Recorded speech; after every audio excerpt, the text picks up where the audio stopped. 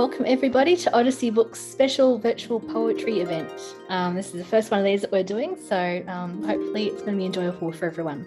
So the first thing I'd like to do is start talking about why we love poetry, and I'm going to steal from the classic line from Dead Poets Society by John Keating, because it's just sums it up really beautifully. We don't read and write poetry because it's cute. We read and write poetry because we are members of the human race, and the human race is filled with passion.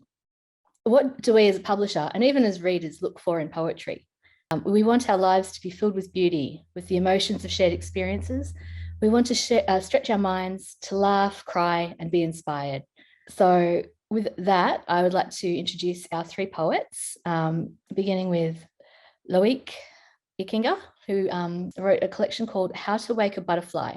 Now, when I read this collection, when it first was submitted, I was taken on this amazing journey through his boyhood memories, which focused not only on the events of his childhood, but also on the people who nurtured him as he grew into a man. Loic is a Congolese writer. His works of fiction and poetry have appeared or are forthcoming in Typecast magazine, JA magazine, Poetry Potion, A Longhouse, and Kalari Review. His experimental media chapbook, 12 Things You Failed At as a Man Today, was an honourable mention for Praxis magazine, and his short story Loop has been adapted into a film by Vivination. He's a finalist in Poetry Africa's Slam Jam competition in 2020, and he is also the fiction editor for TVO Tribe. So I'd like to invite Loic now to read a piece of his own work and talk a little bit about its significance to poetry. Hi, everyone. Good morning, good evening, good afternoon, wherever you are in the world. That's a beautiful, beautiful introduction, Michelle. I appreciate that. So I'll read a poem quickly from this little black book, How to Wake a Butterfly.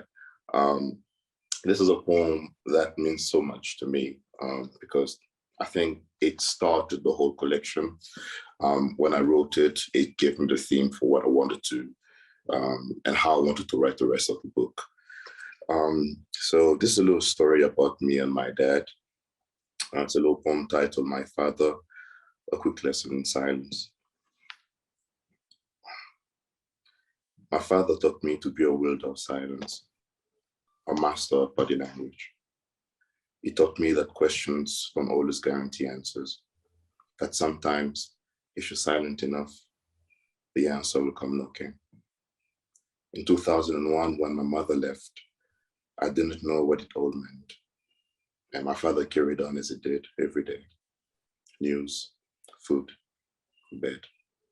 And somewhere in between, he would call us to gather and pray. My father cried when he prayed. In fact, my brothers and I used to mock him in our room. We were too young to understand that form of therapy. My father taught me to be a wielder of silence. It's better than flinging sounds across the room out of anger and even more embarrassingly hurt. It's been 15 years since I last saw him, and I still don't know what questions to ask. Lately, I've been unlearning silence. I've been scraping off my bones the glue that comes with sighs.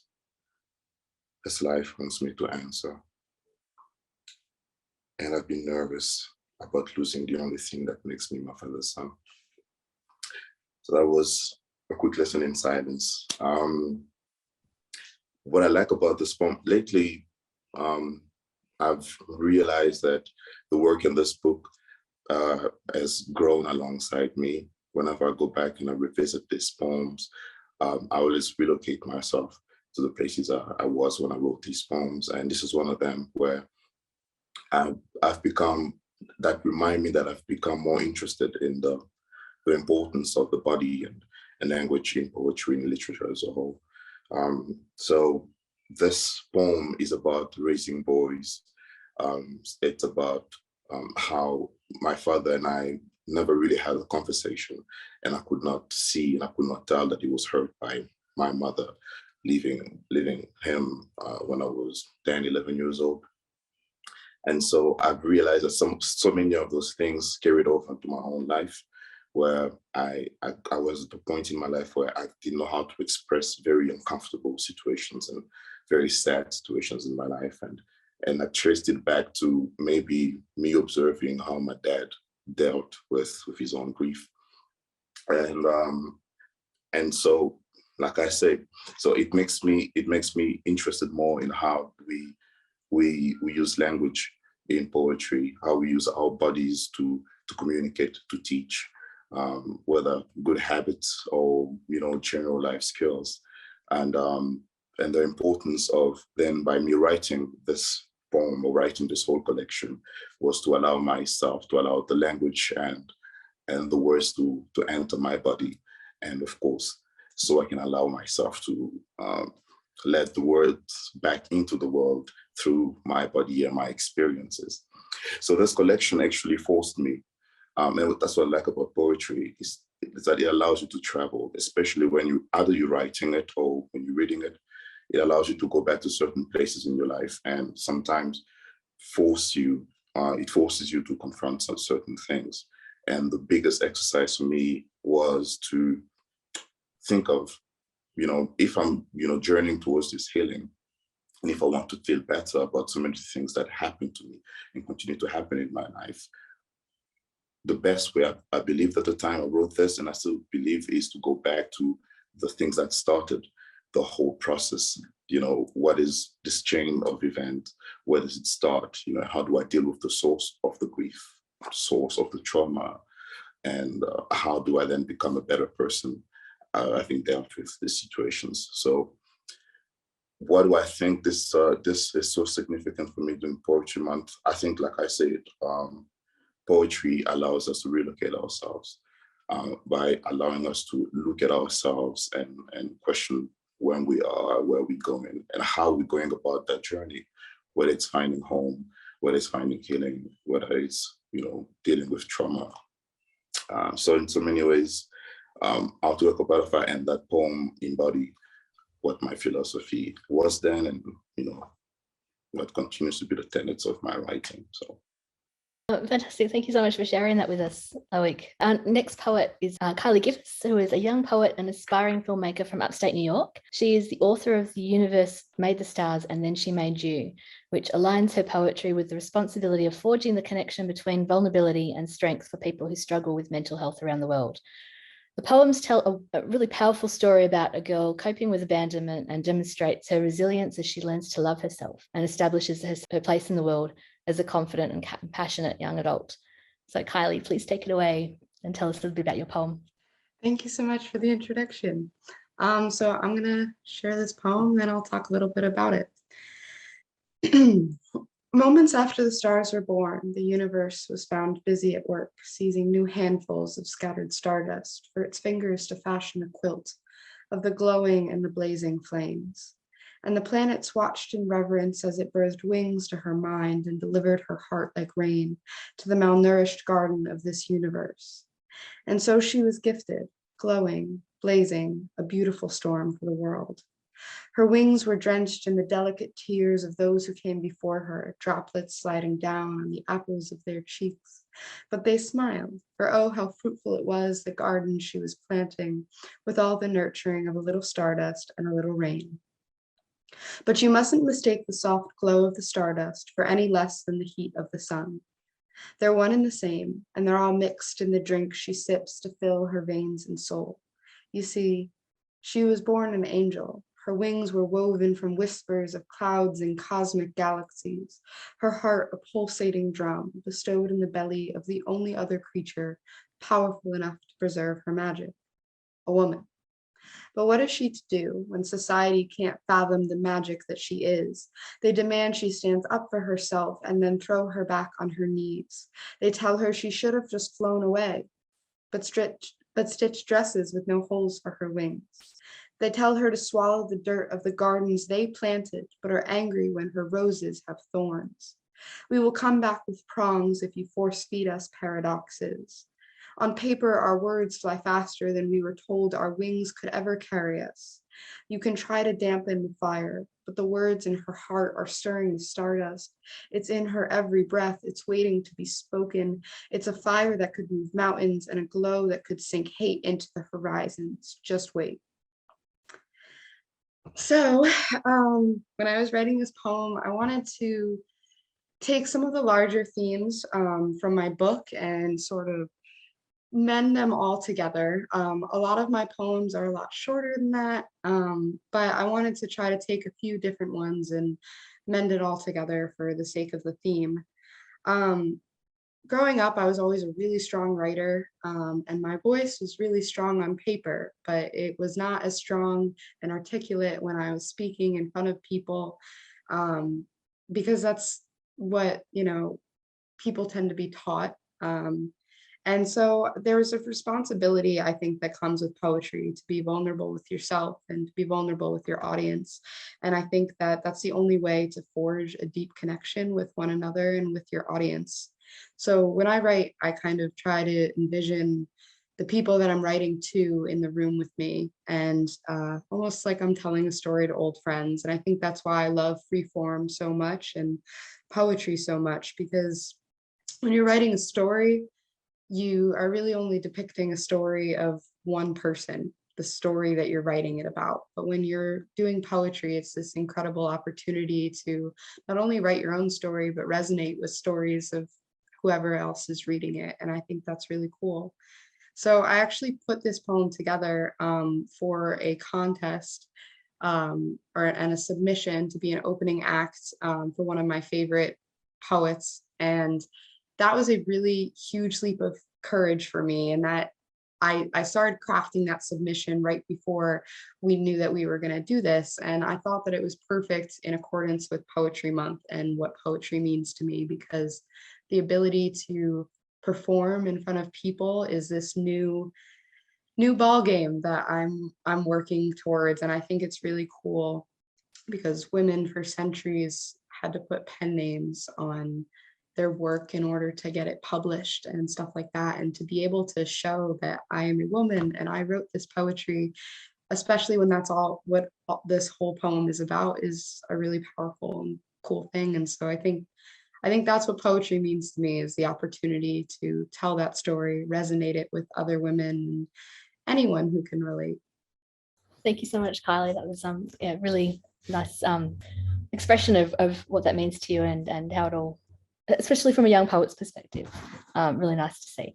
Our final poet for today is Linanthi Makanda. She is a writer and artist based in South Africa. She has been featured in various publications and online platforms, including Poetry Potion, Low, and 2035 Africa, where she was part of their New Poet series.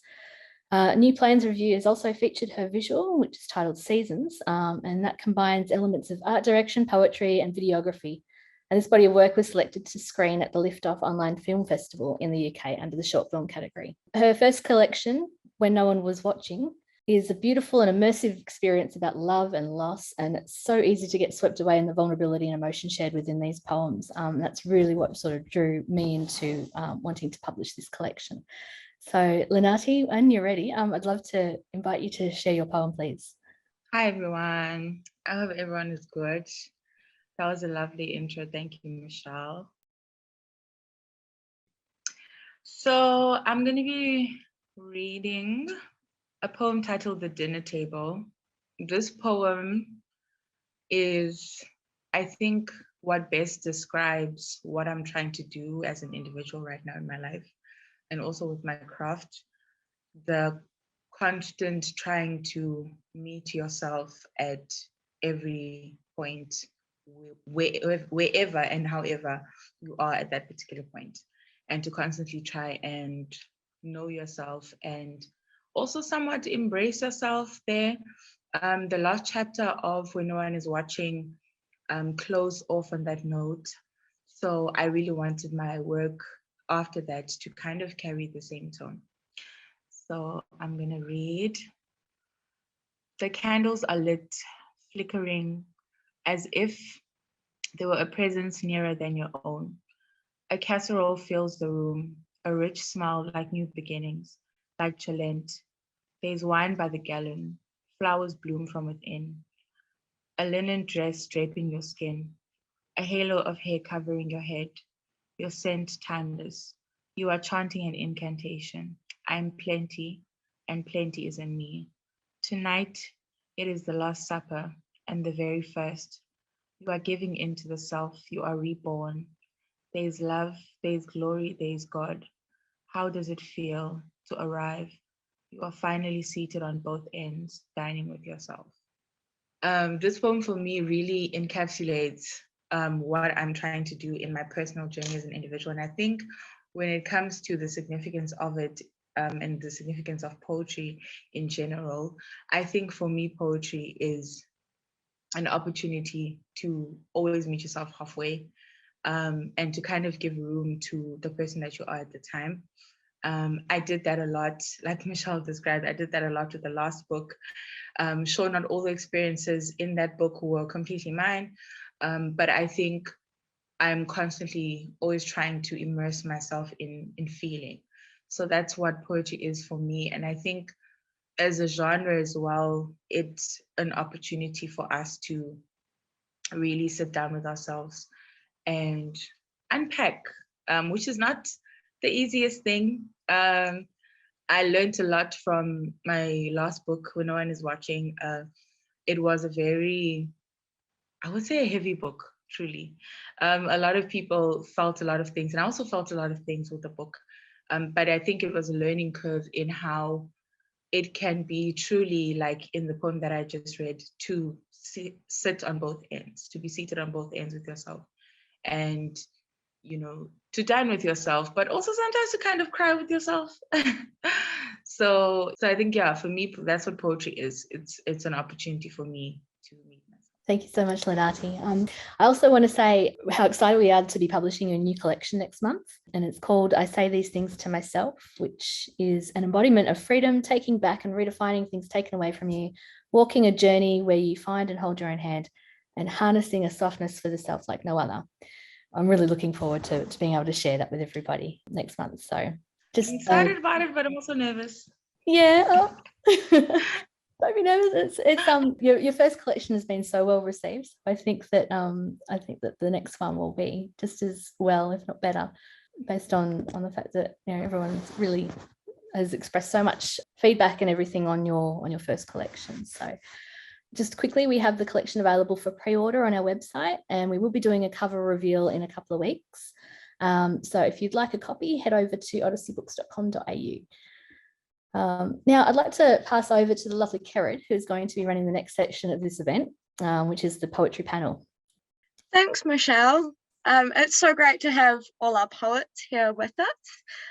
And what I think is really interesting is it's a really wonderful opportunity to have Michelle give a bit of a response as the publisher of Odyssey Books. And one of the beautiful things about indie publishing is that we actually get a little bit of this breakdown between that commercial ideology and the personal.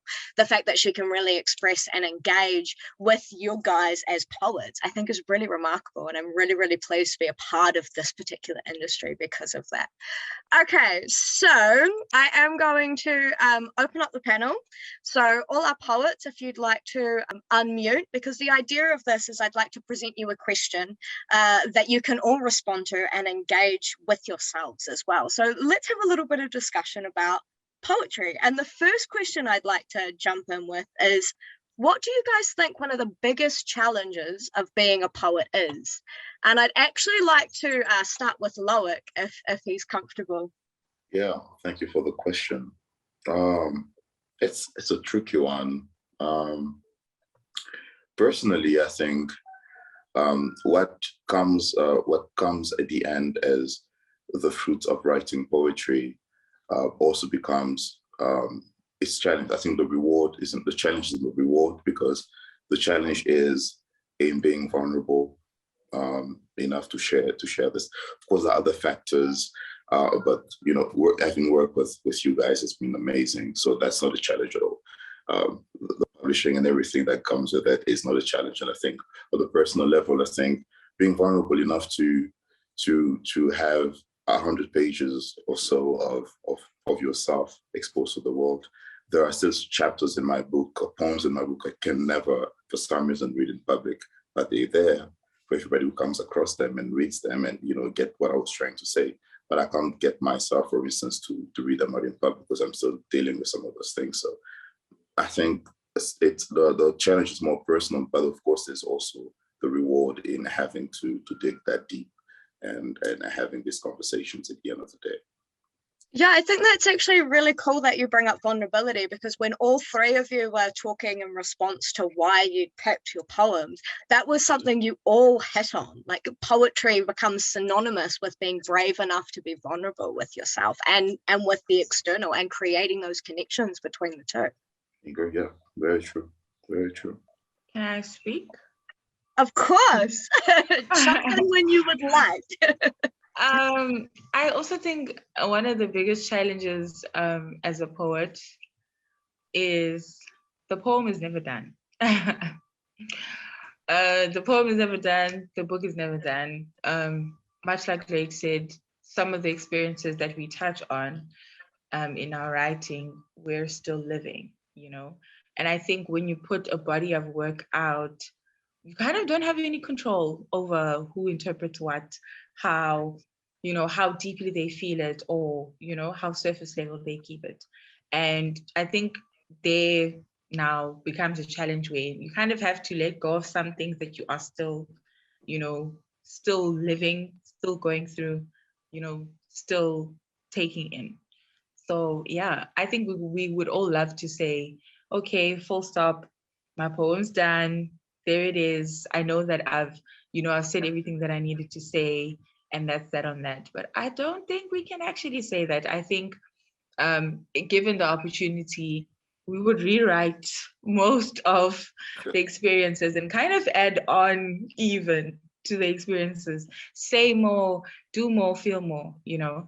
So I think that that's the biggest challenge, and that in relation to now the work not only being yours but also belonging to someone else.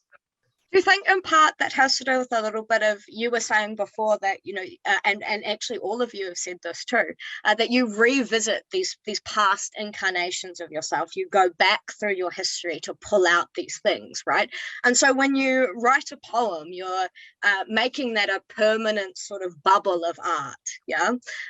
But that experience still sits with you. And as poets, when you keep re-reflecting, you're re-reflecting on that situation. Do you think that has to do with the unfinished feeling? Is that it's still moving with you consistently? Yes, I think so. I think especially when it comes to, like I said, other people's interpretations of the work, like you can get to a point where you're like, okay, I've felt what I needed to feel, you know. I've gotten to the place where I needed to get. These poems are done, you know, I'm here, I'm done. And then someone else will come through their own experience, and then you have to open up yourself again to take in that person's experience and take it in a way that's not going to invalidate their feelings or make them feel that they're oversharing. I've had a lot of situations where people like told me hardcore life experiences, you know, after reading the book, and I had to make space for that, you know, whilst also making space for myself. So yeah, it's a bit tricky.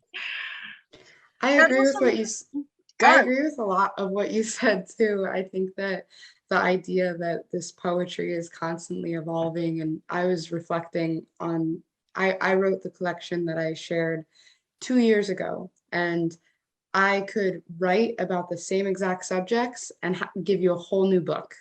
And, I think that it's so interesting the way that poetry allows you to align with your evolvement.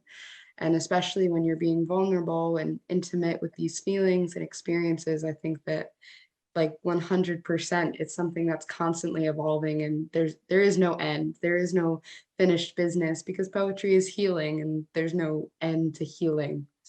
Oh, wow, that's really powerful. I really like that sentiment that poetry is healing. I was thinking of before, like poetry in a way is almost like interpreting a work of art, yeah, much less than short fiction or microfiction or novels, any other form of writing. It's open to contextualization, but it's not as deeply personal. It's not as feelings on a page as poetry is. And so in a way that almost mimics painting, or a visual work of art. Yeah, although poetry is also oral work of art. And that's something that's really amazing listening to you guys read your pieces, as it adds a whole nother depth into the poetic form, because we've read the poems, but when you hear them, you really feel something else. You know, it takes you on this real journey. So it becomes an internal work of art as well for us as listeners or readers. Okay, so we've talked a little bit about the challenges. So what then do you guys think the most remarkable thing about being a poet is, and potentially as opposed to other forms of writing? I can go freedom to do whatever the hell you want, honestly. I think there's that aspect. I think there's a certain freedom with poetry. I think poetry as a genre allows you to mold language whichever way you want. And I want to say this because, for instance, for me, English isn't my second or third language. So a lot of the things that I write about, especially past experiences, I experience those things in a different language. Or the things that would say to me at the time that I put in my poetry, and I would say to me a different language. And there was, of course, feelings and energy attached to those things. And I have to find a way to take that energy and translate it into a language that I'm still learning. And that's the beauty of poetry, I think. Because we can take language and mold it in whichever way we can. And this, of course, gives us possibilities as well to beautify the language, to take something that could be a very simple, like I've read when no one is watching, and I've read Kylie's book, you know, how Linanthi speaks of loss, which is something perhaps we've all experienced. But the way she says it hits personally. Or Kylie talks about a relationship with a mother or with a parent, for instance, and how she puts it across in the book. And I think that's what poetry does. You know, it takes life experiences and takes language and does something new with it, I feel. So that's pretty cool in my opinion. I think for me, I think something that it's so interesting. I think what the most important thing and the most beautiful thing about poetry is, and how it's so different to different individuals. Because for me, I sit and I write a really long poem, and then I spend hours simplifying it and making it something that is so simple but so powerful that, you know, anyone can relate to it. And it's not too specific that it's so specific to my experience, but something that is kind of broad. And I think for me, the most beautiful thing about poetry is that you can do whatever you want with it, and you can mold it however you want. And for me, I really love taking really complicated feelings and making them 4 lines of a poem. And to me, those are like this huge cloud of like all these different feelings and things and this complicated concept. And then I'm like, simple, just a little poem. And it makes it, I think for me, that is the way that I heal through poetry, is making these things not seem minuscule, like not small, not that they're small, but that they're simple, and this is what it is, kind of thing. So I just think it's really cool how different people's interpretations can be. I think the best thing about it is that it's a people genre, if I could describe it like that. I think it's got the potential to bring you closer and closer to people and their experiences. And this is not limited to what those people enjoy or how different what they enjoy is from what you enjoy. I think it's a connector, if I can say that. It really does bring people together. And I agree with Loic and Kylie that also its ability to give you the opportunity to do whatever you want with it. I think that also contributes to it being something that brings you closer to people, because a lot of people understand things differently from the way we do. So being able to shape shift within the genre also means that we can connect with different kinds of people at different points of their lives as well. I've had people who read the book and took it in, not as sadly as everyone else took it, or as heavily as everyone else took it. It gives us the opportunity to really meet people at different points of their lives and still be able to relate to them. It's a common, it brings us to a common point or common place. Yeah, I think that's really cool. There's actually a really beautiful synergy in all of those responses because you go from, like a molding a language, right? So that sort of art form and that contextual bodylizing of the poetic form into simplifying that so it can be universal. That experience can be felt and connected, and I mean, simplifying can mean something different for everyone, right? I mean, I know every poet who sits down, that feeling is so raw that so much gets put on the page, and sometimes you kind of go, all right, I'm going to just reel a few of those things back. That's a little personal for me, how can I make this shape all of us so that we're having this experience together, because it becomes a form of communication, doesn't it? I think that's really powerful. Very cool. Okay, on that note, I mean, I suppose that we kind of answered this a little bit, but the next question I have on the list is, what do you think poetry gives? So do you think there's something different between what's remarkable about poetry and then what poetry gives, either yourself or as the experience of writing the poetry? I think it's a expect the unexpected type of situation because anything can happen, you will shock yourself, you will shock others, and poetry will shock you. So I feel it's a bit nice to treat it in such a way that you don't have, I guess, too much expectation on it. And I'm a complete hypocrite because I definitely put expectations on it. But I really do feel that we could be a little more open to the genre doing whatever it comes to do at that time. So I think also sometimes I struggle to identify as a poet because I think we are many things. And I think even as in the genre within itself, we must try not to kind of make it one thing or the other and try to let it do what it comes to do at that particular point in time and give it space to do what it's there to do.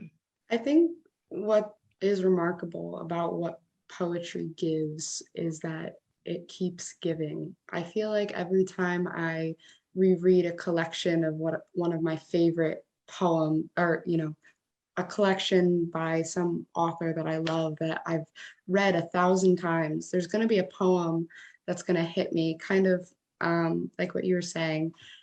It's going to hit me at a different point in my life in a different way than it hit me a couple months before that. And I think that's really what is so truly wonderful. And, stories do a similar thing, but I think that poetry can do it on just such a deeper level because of the way that the language is written and because of the beauty of the words and, kind of the loose interpretation that you can take in as an individual. And so I think poetry doesn't stop giving, just like it doesn't stop being finished. And I think that that's, you're not finished with it and it's not finished with you. And I think that's what's really cool about it.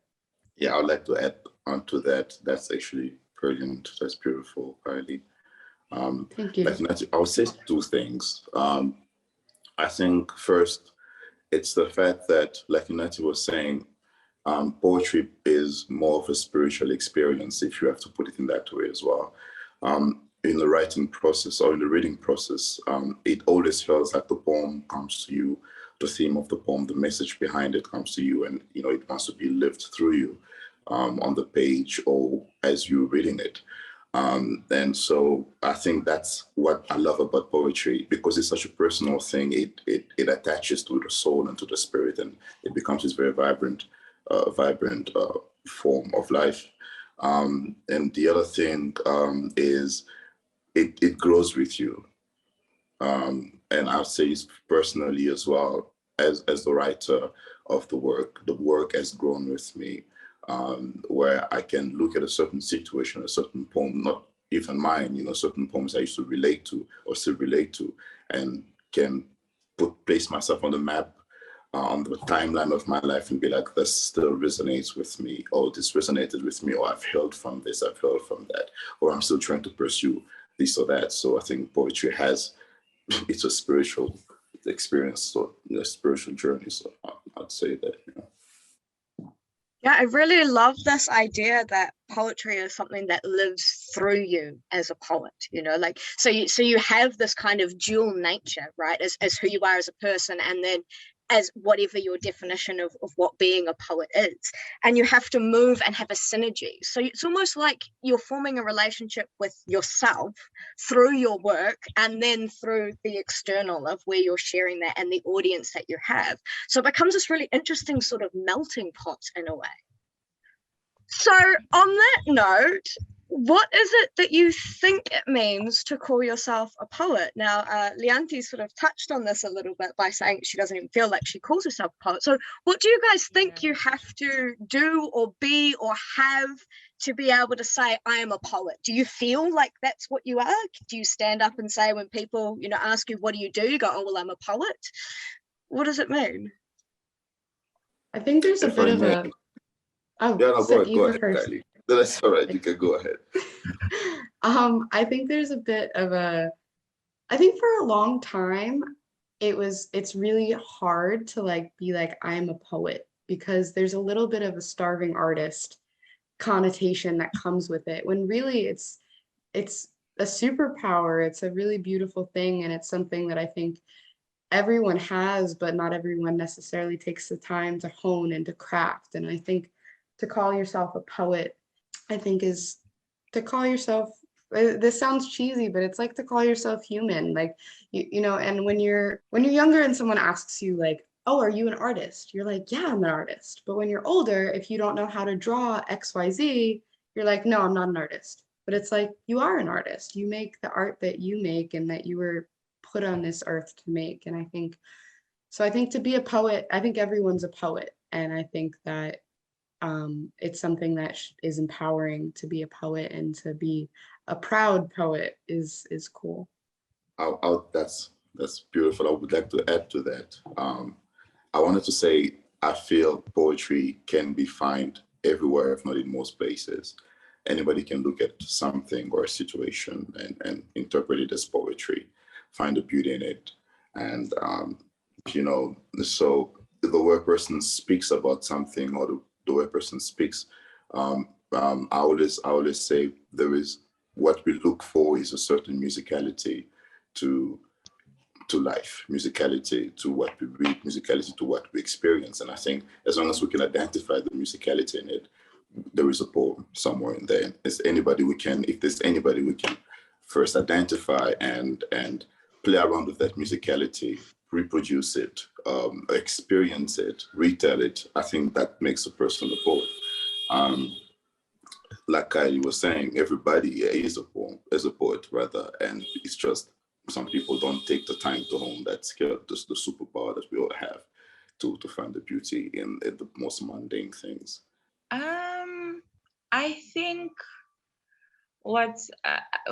going back to Loic saying that poetry is sort of a spiritual experience, I agree with that. I often feel that maybe even, different versions of ourselves that we've been in other dimensions, other times, our ancestry, a lot of who we are in poetry and in art, it feels as if we exist to constantly actualize different versions of ourselves. So I'm not so sure about identifying just as a poet, because I might wake up tomorrow and be something completely different. Or I might wake up tomorrow and say I'm a poet, but also be a different kind of poet that doesn't really follow what poetry, or what most people know poetry to be. So I think, like I said, it's important to kind of make room for those different downloads to come in and actualize through you without you feeling like you're boxing yourself in and saying, I'm a poet. But I also, personally, I also do content writing and other forms of writing. So I naturally kind of feel like if I say I'm a poet, then I'm going to start shocking people the one time when I come through with an article or something like that. Do you know what I'm saying? So I kind of stay away from it, but I also kind of don't want to completely isolate myself from calling myself a poet, because to a certain degree, I do identify, as a poet to a certain degree. So yeah, I just, more than anything, I think it's important for us to, again, let what comes in do what it needs to do. I really like that. I really like the allowance that you all sort of have, that poetry becomes a part of life, that it's not about being one specific boxed thing. It's this constant evolution and this constant building of the relationship with yourself and the external world and the external world's relationship with you. I think that's really powerful. To end the panel, I'm going to ask one really simple question to you all, which is, what advice would you give to other people who would like to be poets, whatever that might mean to them? I'm just going to jump in quickly for this one. Start. I think this is something that's applicable to just anything, really, businesses, art, painting, anything. Start. I think I'm a big fan of just move through it. You're going to have your doubts, you're going to have your fears. You're going to feel, sometimes isolated. And all of these things I'm mentioning are things that I felt as an artist, even now in my creative career. But honestly, I just move. Because to a certain degree, I feel that no one is holding me at gunpoint to do this. This is literally my life. I am living out my purpose. So there is no alternate version of my life that I'm supposed to be living right now. So I'm perfectly placed as an artist. And I feel that's, for everyone, I think that's most important. If you feel that in your heart, being an artist and being a poet is what you're supposed to be doing, then walk towards your purpose. Start however it is when you start. It doesn't have to be perfect, but it's important to get the work out there, and this is something I had to learn up until this morning. Speaking to Loic in the morning about the book, I woke up and I was like, "Ooh, I'm so nervous. I'm not ready." But he basically told me it's time for the book to have its own life. So I think the same can be said for anyone that's starting anything or wants to do anything. Let the things that are closest to your heart have life. And have life with them, hopefully. But for the most part, try as hard as you can to do it and to start, because you don't want to miss out on your life's purpose, really, honestly. I think the best advice I would give to aspiring poets is like what you said, to just put a pen paper, just start. But also something that I wish I had done in hindsight is don't throw anything out. I used to get really frustrated with myself because I would write poems and I'd be like, this isn't good. And then I'd go throw it out.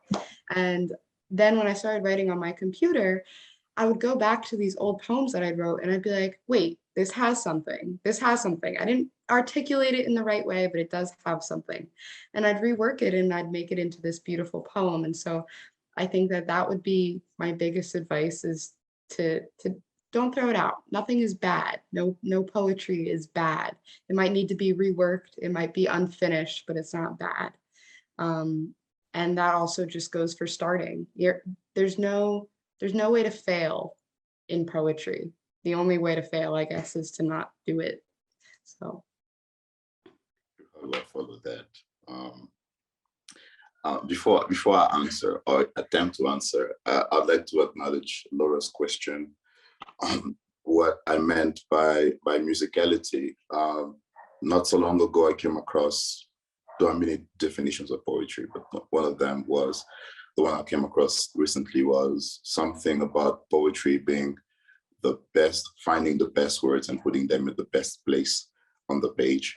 So finding your best words and aligning them or placing them perfectly on the page. And the chat goes as far as structured poetry, free verse poetry, and everything that we consider to be poetry. But I think by trying to find the best words and putting them in the best possible order, what you're looking for is musicality. How does it sound like in your head when you read it? What does it feel like? How does it feel like in your heart when you read it? And I think that's become one of my most important quests when I write or read poetry, is if we agree that we're trying to find the perfect order of words on the page, we are all, striving for that musicality, that rhythm, that cadence within the poem. That's what I meant. Now, to answer your question, man, just start. Honestly, I have to agree with my press mates. I think that's the easiest way to just do it. I wrote my first poem when I was 15, and that was 15 years ago. I was in my French class, and we were introduced to poetry, and I went home and I was like, I need to try this. What is this thing? And that's how it started, and I really never stopped. So this should get to a point where you feel the urge to want to tell your story through this specific medium. Just sit down and write it. Yes, so that would be my contribution.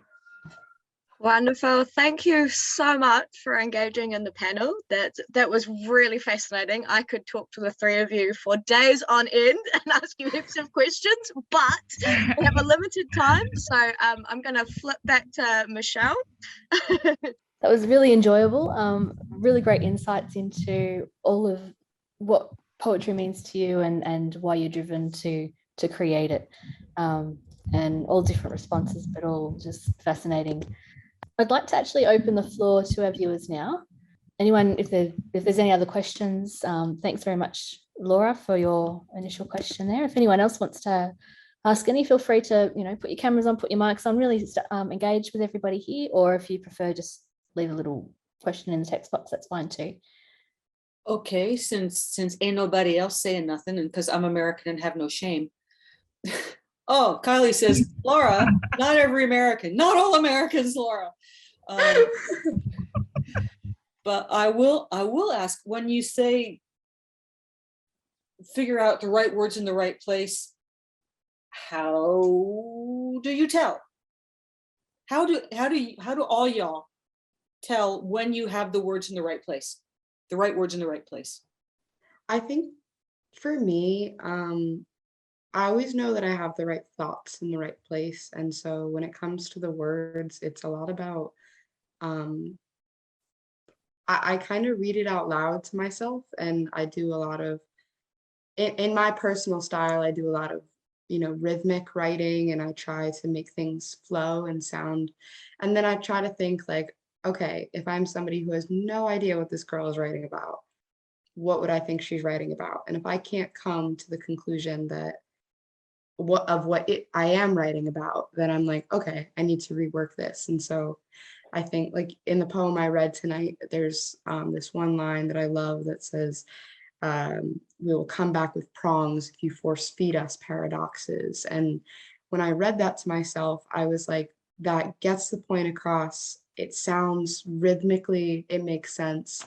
And it has, a metaphor in it and things like that. So I think for the words, it's more so about articulating the words to give your thoughts in, the best way you can with the language. Thank you. Anybody else? If I may, yeah, go ahead. I'm always willing to listen. Go first. Okay, you can go first. So I don't know. You read out loud. That's the exercise that I normally do. I'd read it out loud the way. And also the thing is, I never can really tell how will the person read the poem, because I am writing from the voice in my head. So there's a certain rhythm in my head as I'm writing the poem, and the challenge becomes, how do I make sure that whoever is reading gets the same rhythm that I'm trying to put out. But I think you just trust that they do. I'm sure there are many techniques out there to make sure, and I think that's why they have poetic forms as like sestinas and pantoums and all those, because those dictate how the poem sounds or should be read. And if you want to work with that, that's also fine. But when you're working with free verse, you really trust that the way you felt it and the way it sounded in your head is how it's being and will be read by whoever comes across the work? I think most realistically, you honestly never know. I think it's just about trusting the process, and also trusting yourself and your feeling. I think at the end of the day, we can try as hard as we can to think about how the next person is going to perceive the work and how it's going to hit them.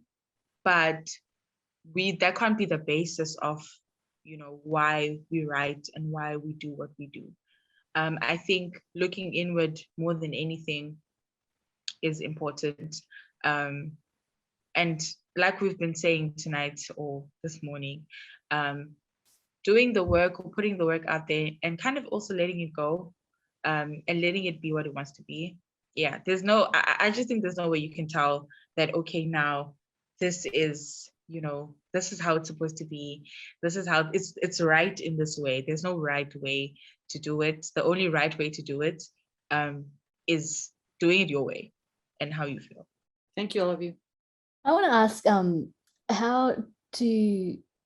where do we really gain most of your inspiration from? Like, what is the real driving emotion behind when you're creating something? Like, I know that I don't write poetry, but I've attempted it a few times in my life, and I've always noticed that it's always come from a place of really raw emotion, like anger or something. I felt really, really strongly about something. So I've decided, okay, I need to get this out in some way and poetry seems to be the best sort of method for that. But I know that there's lots of different types of poetry and there's lots of different reasons that people are inspired to write. So what emotion really drives you most when you're writing? I think you hit the nail on the head on, what kind of emotions drive it. And I think that's why so many poets have this love-hate relationship with poetry, because they're like, I love what this does for me, but I also hate what it's doing to me.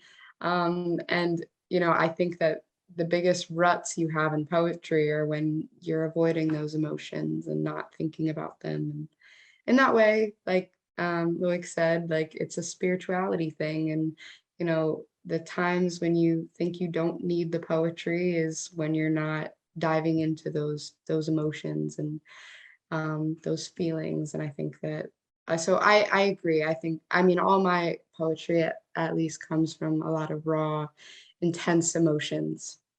I was asked this question recently sorry, I put the chicken in the background. That's how you know it's the morning. So I was asked by Precious Opeshi for 2035 Africa and what's urgent in my writing. And it hurt me that so long what I've been trying to write about it's been about home and our grief displaces us and how it moves us away from home. And so in my writing, I am trying to find home again. That's also interesting. Before I jumped on here, I was listening to Rono Riogun, the Nigerian poet I also admire greatly, who, as they were speaking, mentioned that religion for them is also a form of trying to find, following religion is also someone trying to find home. And I was just like, wow, okay. So the need to find home, the need to place ourselves is a very intimate emotion. And I think that's very true for poetry. And I think that's what Michelle is trying to ask. True, your poetry would normally, and I think should always come from a place of raw emotions, from a place of very personal things. And I think that's what makes a poem very relatable. That's how it manages to carry that energy with anybody else that reads, because we all sharing this human experience, and there's certain things that certain people don't have the language for. And so through our poetry, if we feel the same thing, we put it in the language, we allow them to identify themselves and to notice themselves through the language that we choose to articulate that deep emotion with. So I think my pressmates basically said everything, but so beautifully so. But I think for me, major reason or inspiration behind my poetry is me and my process as a human being. Yeah, I think I'm constantly, we all are actually constantly going through things, living things, experiencing things, whether good or bad. So I think poetry for me gives me the opportunity to ground myself in those experiences and to say, hey, you're alive. You're alive. This is what's happening. How are we going to make room for it? So you could say again, like I mentioned in the beginning, that it's an opportunity to meet myself halfway. And I think it's always nice to have something that belongs to just you. I think I've said this before on social media or something, but that whatever happens to you in life, you must always try to have something that life can't take away from you. And I think poetry is that for me. So I hold it very close to me and move from that point, that this needs to be something that, helps me ground myself in a way that when I feel that it's a bit too difficult out there in the world, I can move into this place and make space for myself there. So I think when it comes to it being an inspiration or me writing, I definitely move from that place. I actually want to pull up something really interesting. Kylie, you said before, poets have this question, like, what is being a poet doing to me? Which I find really interesting, because you talked before about being a struggling artist, and something that people often talk about writers as being suffering artists. I'm wondering if any of you guys sometimes feel that maybe by being a poet, it makes you a little bit more reckless with life, because some of those things could be inspiration for the next poet. Do you think that you take more chances with yourself and put yourself in more interesting circumstances for the sake of the art form? That's a brilliant question. I think so. I think you do get the urge to dive in deeper, like I said, in the lived experiences. Yes, Laura said she bloody loves you. We love you too. So I think it does give you the opportunity to, or it makes you want to unpack, and not just take things at surface level. So maybe, I think you put it perfectly. You take a gamble and say, hey, I could easily feel this on surface level, but how much more can I feel it? I could easily ask myself, base level question, but how about I go on the deep end, be reckless, and, ask myself the unimaginable. So yeah, I feel you. I agree with that. Which sometimes can mean hurting one's own feelings for the sake of art too, right? Yeah. A friend of mine, if I may, told me recently, we were having a conversation, and it is also a writer, and we were talking about, I was wondering, how do you move from having written an entire collection of poetry, how do you then come up with the concept for your next one? Do you ever run out of things to talk about, to write about? And he told me that the writing is in the living, and that just stayed with me. The art will present itself as long as you live, as long as you're alive. And so I think that answers it. So to allow you to live, and the art will come with the living. Can I jump in again? Would that be too greedy? Linanthi, you spoke about purpose and about moving towards your purpose. I am old enough. I'm older than all y'all put together. I'm old enough that as I was growing up in America, the primacy of Westernness was like air. It wasn't even questioned. It wasn't even noticed. And one of the aspects of Westernness that I grew up breathing like air was that success determines purpose, that you know what your purpose is by what you're successful at. And I'm living very modestly, and my royalty checks are about $30 every 6 months. That's not success by the way I was brought up to measure it. So how do you discern purpose divorced from the idea of external success? Oh, that is a lovely question, Laura. Thank you so much. This is actually something that I often think about and that I feel in my life currently. Yeah, it occupies my mind a lot, because you're right. We are conditioned to think that there's a certain kind of success. And I'm trying to, as an individual, move away from that. But it's very difficult. I won't lie. It's very difficult. But I think I don't know, it must feel right to you. Like I said, a lot of us tend to imagine alternate versions of our lives. Like, oh, if I had done this by this point, I would have been there.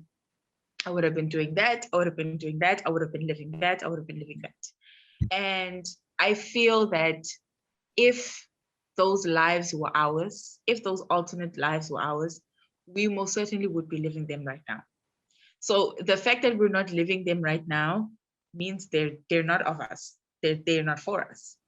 So whatever we are living in the present moment is for us, So when it comes to your art, like Kylie mentioned, the struggling artist narrative, we hear that a lot. We live that a lot, even, So but I also feel that there's more to your purpose and there's more to what you're doing than just what either capitalism says it must be or any other system and what it must be. Even literature or literary like spaces, what they define, a successful author to be or successful poet to be. I think it must feel right to you. And I think when you move from that point, you start to see how your path opens up, you start to, yes, you might feel that you're struggling with certain things, but when you are truly walking in your purpose, you can see things aligning. You can see, certain things also wanting you as much as you want them. So I love that question. It's something that I'm heavily interrogating in my life, especially I think I have to mention with COVID-19, we were all just like shook, and I think we could have never anticipated being in the kind of situation that we're in now in the world.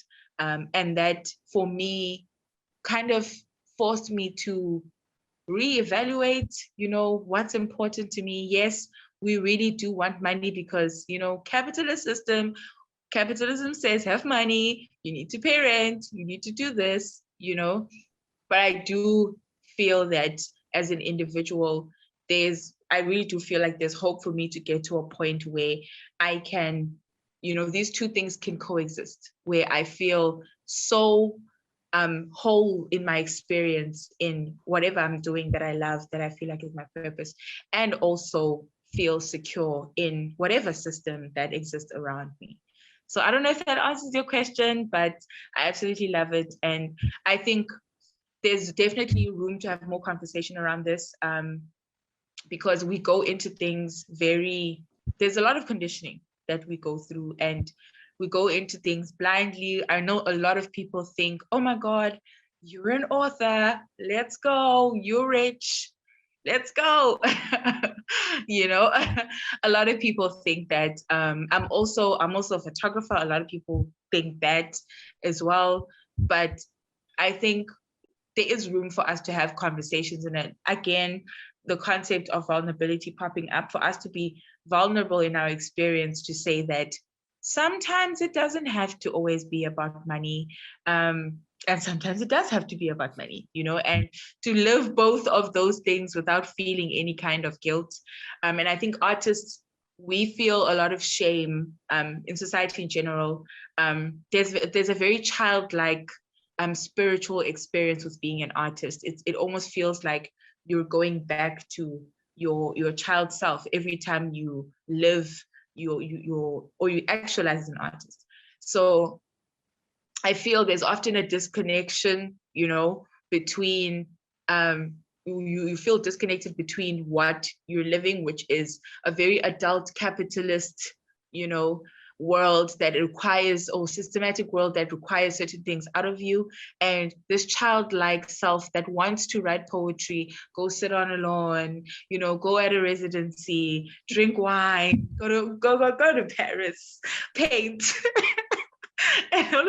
and all of those things, so I think we do need to open up more about this, and kind of another thing that I feel I'm feeling is very important in my life is redefining things.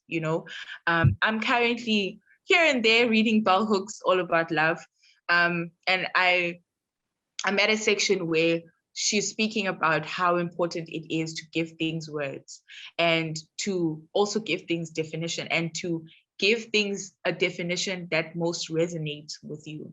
So I think, again, we take on a lot of things. We take on success, and we're rich dad, poor dad, it's terrible, and we move from that point. We move from that point. So it's very important for us to redefine, the things that we want to live, like Loic said, poetry is in the living, and defining what living is for us, and not living for the next person. I definitely can't match that, but something I would suggest everybody in this room read is, if you haven't already, is Big Magic by Elizabeth Gilbert. She is also the author of Eat, Pray, Love, which is her more like known work.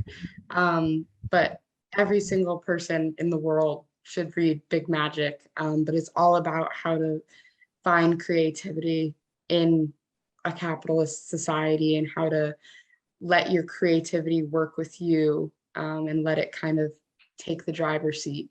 So I 100% suggest that book and I'll drop the name of it in the chat for anyone who's interested. But actually, Kylie, I think it'd be quite interesting to hear a little bit of response from you based on this idea of the balance of success, especially as such a young voice venturing into being a poet. It can be quite intimidating, when you're quite young, picking a field that you're going to become passionate and dedicated to. And picking a field in the arts at your age is kind of daunting, right? oh, absolutely. And there's an air to it where it's like, at this age, it's a blessing and a curse, because you're looked at as like, oh, like, you're 19, you'll figure it out eventually, like, this isn't what you want to do. Or there's like, oh, you don't know enough. And it's like, actually, I feel like I know more, but okay.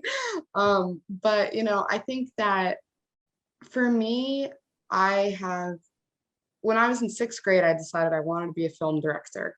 And I think that ever since I decided that, I realized very quickly that to be that, I'm going to go days where I'm going to go years where I'm just bringing people coffee and that kind of thing. And so, poetry is something I absolutely love, and filmmaking is something I aspire to do.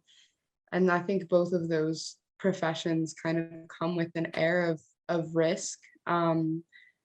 But I would much rather live a life that I feel fulfilled, and define my own version of success, because in my eyes, it's not successful to make a lot of money and be miserable and not be contributing any art to society. And in my eyes, that's not the life that we were put on this earth to live. And to be human is to create art, to create poetry, and all of those things. And I think that persevering with that mindset, and not allowing people who live a life that I wouldn't even want to live tell me, otherwise, and try to redefine what I think success to be is definitely difficult. It's definitely something that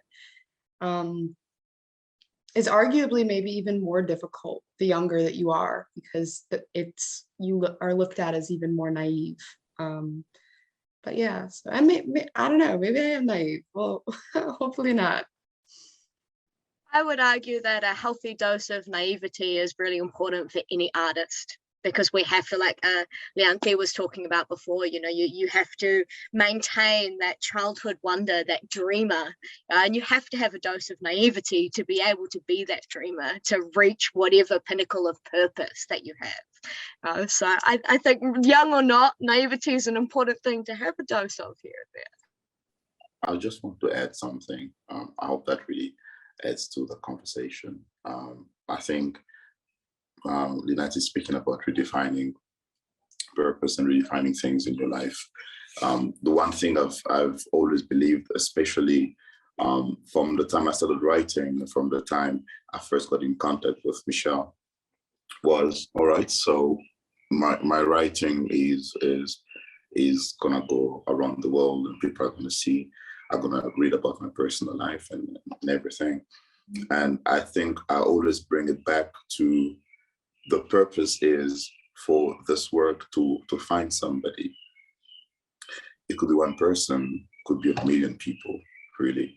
It's for someone to come across your poem or your book or whatever and read a poem that does something to them, heals them, makes them reconsider things, makes them redefine things or whatever, and I think if you achieve that as a poet, which I believe is the purpose of the artist, is for us to be put on earth to create something that will change someone's life somewhere. So when you read a review or you get a comment or a feedback, or even if you don't, just knowing that I've put this out there for somebody or for a million people, that's how I define purpose for me as a writer. And I'm okay with it. So like I say, whether it's one person or it's a million people, as long as I know that out there is someone who either gave me feedback or didn't, came across my work and read, was just like, this is what I needed to hear. I'm happy. Do we have any more questions? Or does anyone want to just jump in and say anything that you like? It's open floor. I'm actually curious if any of the poets have got questions for each other, because you three haven't necessarily been in the same room all together like this before. I'm wondering if there's anything you would like to pick apart or comment on each other about their work or their processes or something like that. You don't have to, but I'm interested in how Kylie feels. I kind of want to speak about, I think she touched briefly on this or just now, about being young and I guess the pressure to be one thing. Yes, you're not going to know how things are going to look in the future, but how do you feel you're going to navigate being different or the same as you progress as an artist and also as an individual? I think one of the most important lessons that I learned thus far in my very small amount of life is that you can do everything you love, but not everything you love has to be your career. And I think that, I love baking. That doesn't mean I have to own a bakery. I love reading. That doesn't mean I have to be an editor, a publisher. There can be lots of things that you love and you can find ways to do them, and they don't have to be your career. I think one of them should be your career. I think you should wake up and be excited about what you want to do that day. But I think that for me, I don't define myself by the thing that I want to do in life. And I think that even more so possibly in America, that is something that Americans tend to do, is they're like, this is my career. I'm going to college for this. I'm getting my master's in this. I'm getting my doctorate in this. And I'm going to sit in this cubicle and do it for the rest of my life. And I think that there's definitely a privilege in being able to say that, that's not the life that I want to live. I acknowledge that privilege and being able to say, like, I want to put food on the table for my family in the way that I want to. Yes, so to answer your question, I would say that I don't define myself by what I want my career to be, and I don't see my career as one thing. I don't think that I'm a career poet. I don't think I'm a career filmmaker.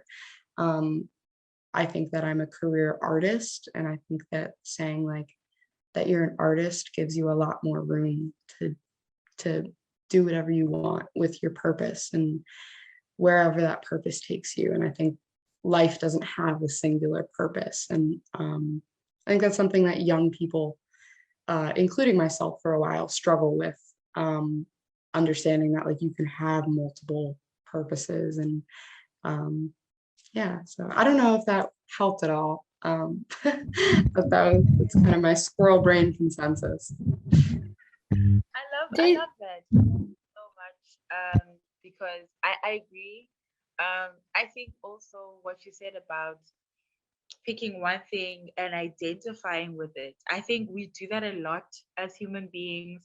You become this, and that becomes your whole life, to a point where you don't really know who you are outside of that. So I'm big on trying to, trying to know yourself without those things, like who are you, who can you be, outside of being a poet, outside of being, an artist as well, even though you can hold those things very close to your heart and feel as though those things are your purpose as well. But it's also important to still feel important outside of those things. So thank you so much. That was beautiful.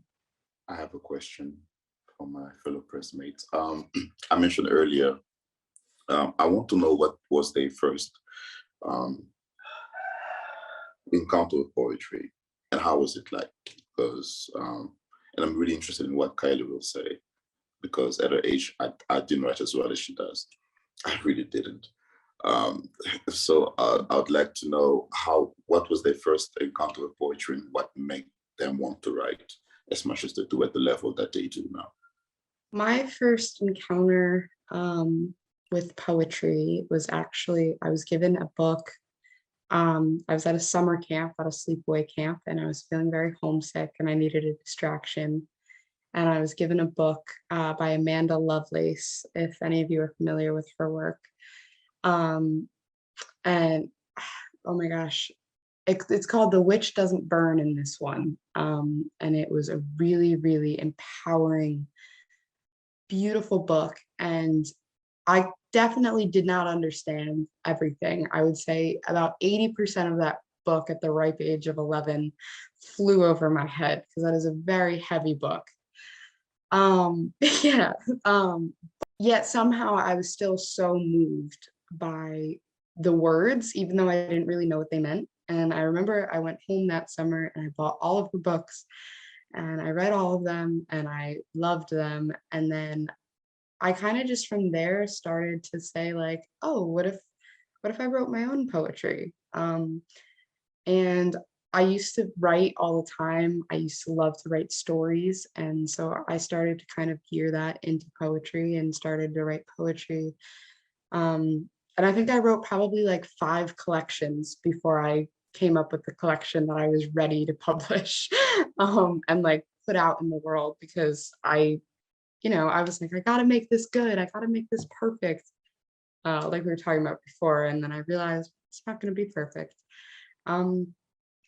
So yeah, that was the first book that I read. And it was remarkable. And I think that being so young, it was hard to understand the power of poetry until I got older, and understand what the words do, which is why the previous collections were probably not very good, because I just thought the words sounded fancy. That's the story of my first poetry book. Short one for me. My first encounter with poetry was school. But I will admit that I've had, especially before being published, different encounters that helped me get to a point where I was like, okay, this is, how I would like to try my hand at, my own voice. So school, we all know the academic poetry, you know, Shakespeare, you know, the vibes. So though that was my first encounter, and I don't know, I think also my first encounter with poetry must be feeling, because when Kylie was speaking, I know that came to my mind. Must have been like feeling to a point where something's bursting out of you and it needs to come out. And this genre it feels almost easily accessible. So I think in writing, I was many things before I could even say that I'm sitting down to write a poem, you know. And I think that journey, it continues to be important, because I think also you kind of also get to experience yourself in a lot of different ways, depending on, you know, how you feel at that particular point in time. So I don't know if that answers the question, but yes. To what Laura said, I was actually thinking of saying that, and then I was like, does that count? So yes, that was obviously my first encounter with poetry, was, you know, nursery rhymes and books. And actually, now that I'm thinking of it very specifically, I remember the first book that I read was Goodnight Moon, or the first book that I can remember is Goodnight Moon, and that is such a poetry book. And a beautiful book at that. So I would say that yes, nursery rhymes and that kind of thing definitely were like the first of poetry. We were a church-going family, and the first time I was conscious of the rhythms that would later fascinate me in slam and rap were in the Apostles' Creed. And sitteth at the right hand of God the Father Almighty, from thence he shall come to judge the quick and the dead. I mean, that's freaking amazing stuff. And you hear those same rhythms in slam, and you hear them in rap, and you hear them in, you know, street corner preaching. You hear them everywhere. You hear them in Barack Obama's political speeches, because he has a background in Black American oratory tradition, which is essentially church-based. I think also even the Bible itself, there's a lot of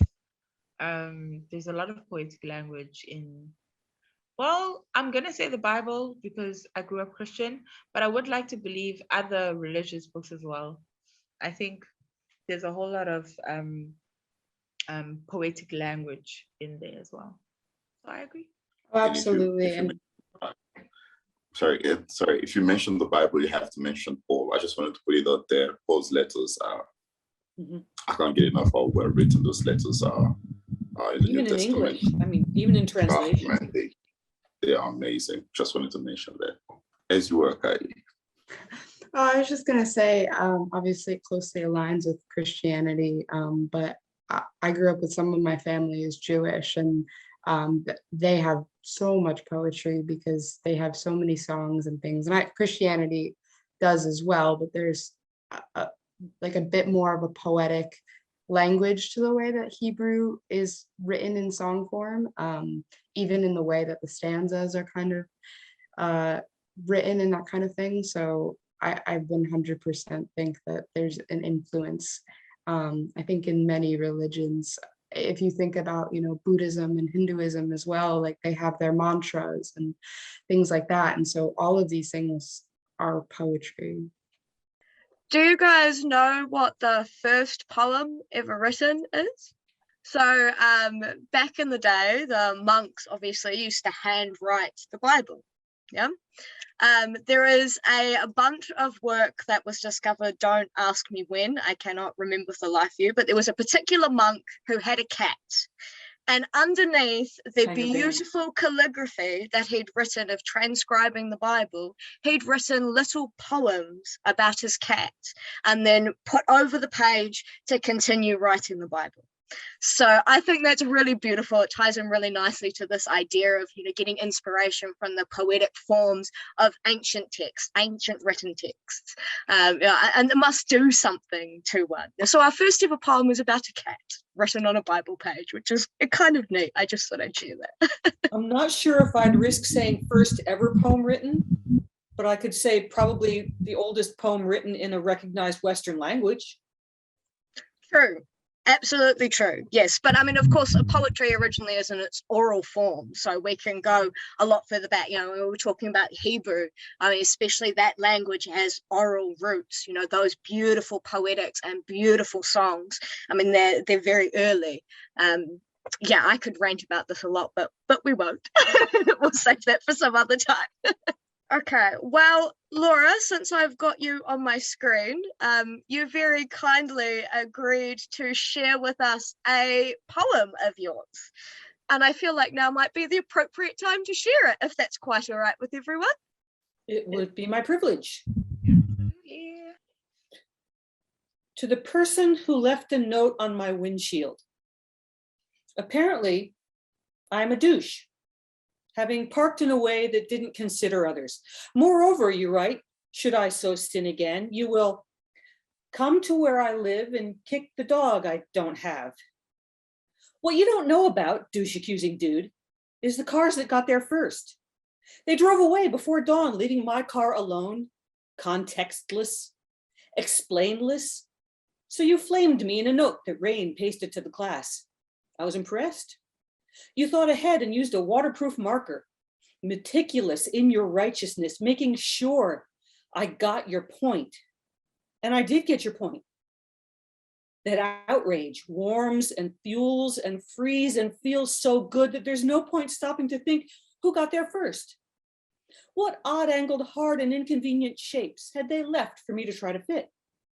They drove away before dawn, leaving only those awkward spaces and my car and your fear, douche-accusing dude, that next time it would be you who found a note from someone who saw no point in trying to understand.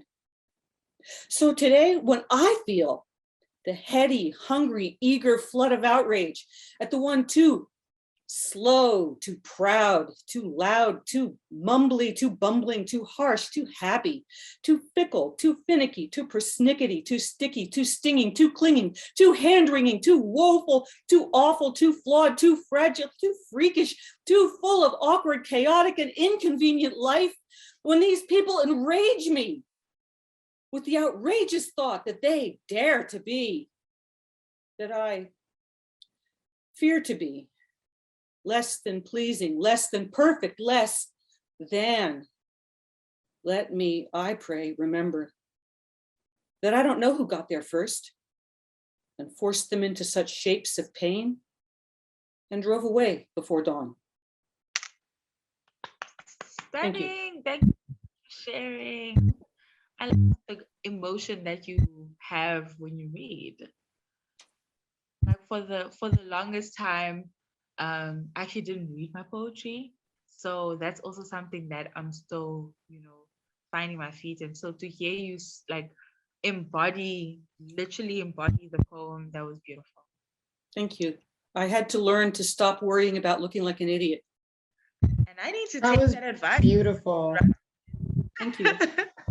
That was so beautiful. And I loved the emotional roller coaster of just like super funny in the beginning and then realizing what it all meant at the end. That was really, really very beautiful and very moved. Thank you.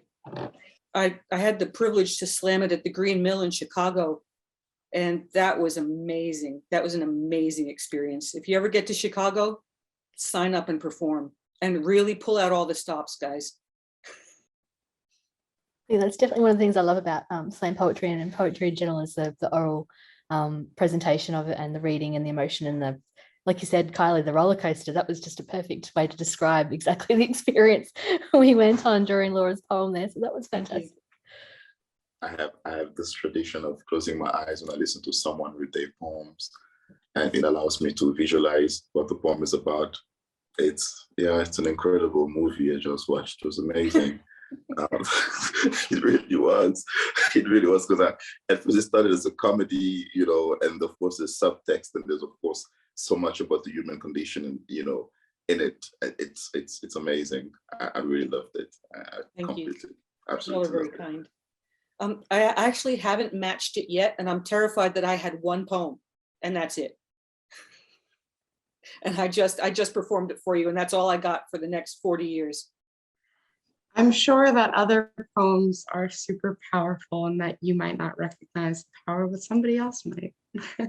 Well, Someone else might not resonate with that one, and they might resonate with another more intensely. It's the true. When I beauty of it performed it, all. when I performed it in Sydney, I got a golf clap. And when I performed it in Chicago, I got a much more enthusiastic reception. Loic has not heard of golf clap hitherto. Doesn't that further stamp though how important it is to keep writing and keep moving? Because imagine if you stopped at the reaction that wasn't the best, you wouldn't have gotten the reaction that now you're getting now and in Chicago. So that's actually a beautiful lesson on you just need to keep going. The other thing I think kind of interesting about that story is you're talking about two very different cultural settings for reading pieces. And actually, we've got a room full of poets here, all from quite different cultural backgrounds. So I'm kind of wondering if any of you guys have had any similar sort of experiences where you've taken a poem somewhere else and received a very different experience because of whatever cultural background they might have, or just the setting, like even the subcultural background. I haven't had an experience like that yet. I think that I read a lot of my favorite poet is Rupi Kaur, and she talks a lot about her experience as a woman, and specifically as a woman from where she's from. And although the specific thing is not something I can relate with, I think that the beautiful thing that poetry brings to light is that you can have relationships cross culture, and you can have relationships with emotions, even if they're not assigned to the same situation. And so I don't know if that's exactly what you were asking, but I do think that there definitely is, like, I don't think there's a cultural barrier with poetry. And I don't think that I think that's something, she could talk about immigration and things like that. And, I could think about, when I moved to a different, house in a different city. And though it might not be to the same level or the same degree of emotion or whatever, I think you can always relate cross culture. And I think that's cool. I think I have actually gotten very good feedback in my infusion of my own language and culture in my poetry. At first, it wasn't a thing. And then when I really started writing for this book, I figured, since I was talking about my life experience, the best way for me was to actually tell those stories the way they were told, and people resonated with that. They don't understand a lot of the things that I wrote about, especially in my mother tongue. But I think that's the beauty of it, because the emotion and the experience remains very, very human at its core, and I think that's what connects us all. I think that's my little experiment. It worked out quite well, so I'm happy. I think I'm gonna keep doing that. I definitely hope you keep doing that, please. Well, yes, we have Debbie wants to read. Turn your camera on, Debbie, let us see you. Hi and welcome. Sorry, I haven't been so engaged. I've got one child asleep on me and a few others running up and down the hallway. So if you're hearing banging, I'm sorry. Thank you all so much. Thank you guys for organizing this, and thank you all for performing. I've so enjoyed. I feel like I've met you now over Zoom. Sorry, this is not my time to just talk, but let me just find a poem while this child moves. 1 second. I have my poems, some of the words in it are Māori, so some of the words aren't in English. I'm trying to find some. I was thinking of one before that might have less words in Māori, but I've kind of failed on that. So I'll just go with kind of what I got, and what, we'll just Te reo is a beautiful poetic language, so we'd love to hear some te reo. Oh, thank you. Oh, you're awake. Sorry, now I woke you up. Okay. What is the non-English language? Oh, sorry, the non-English language, did you say? Yeah, what non-English are you using? Māori? Yeah, Te Reo Māori, yeah. Yeah. Yeah, so it's Indigenous language of New Zealand. Aotearoa. Aotearoa, yeah, that's the one. Okay, this is called, it's called If You Don't Like My Look, Then Don't Look Then. I've been told I don't look like I'm from Taranaki, that I don't have that Taranaki look about me. I don't know what the Taranaki look looks like. I think I do look like Pirihira. Our hair falls from the top of our heads in the shape of our mauna. I have Ani's nose, slightly too big for our faces, broad but not flat. I have my granddad's eyes, round moon eyes. I've been told I don't sound like I'm from Taranaki, that my reo has too many hard fs and not enough soft w's. But my ancestors' stories still fall from my lips and trip across my pages, even if I don't sound like you want me to sound. I've been told I should go back to where in Taranaki my ancestors came from. I don't know where in Taranaki my ancestors came from. My mum doesn't know where in Taranaki my ancestors came from. I wonder if my granddad knew where in Taranaki my ancestors came from. But we know they were on the heke from Taranaki to Te Aropa. And we know their names. We know their names. We know their names. I loved that. I loved that poem. Thank you. I loved the rhythms. I just loved it. Honestly, also anything that involves going back in time and kind of giving a voice to our ancestry, you've got me. So thank you so much. Thank you. Ka pai, Debbie, that was really cool, and it is so nice to hear some real voices from Aotearoa. We don't hear enough, I feel, and lately at the times that we've had here anyway in New Zealand. It's really, really cool. So thank you so much. For me, that's really special. Oh, thank you. I'm actually very inspired. I think I might try my hand at the theme anytime after this meeting, probably. That was very nice, and that's what I was talking about, the musicality that I had my eyes closed and the rhythm of it, together with the message. That was beautiful. That's something I will always try to produce in my own work. That's excellent. I'm so glad you decided to read, Debbie. Thank you. Oh, thank you guys. I feel stink that I haven't said anything, or I've been engaging in my head, but now I've woken up one child and honestly they were stomping through the house and I was like, can't do that. I can't let you guys listen to my children stomping everywhere. So yeah, sorry, but thank you guys so much. I see Kylie had to head off. Yeah, it's very late for Kylie. That's the challenge of doing things internationally on different time zones. Getting everyone in one place at the same time. Oh, is she gone already? I want to say bye. Thank you, panelists. I really appreciate it. And thank you, Michelle and Karen, for setting everything up. And thank you for giving me the chance to share my work with all these wonderful poets. This was such an honor for me. Some of the best bits about organizing these events is all the additional participation. We always love that. Absolutely. I mean, I've been looking forward to this for a very long time, and I just interrupted Loic, but I'm sure he's about to say something very similar.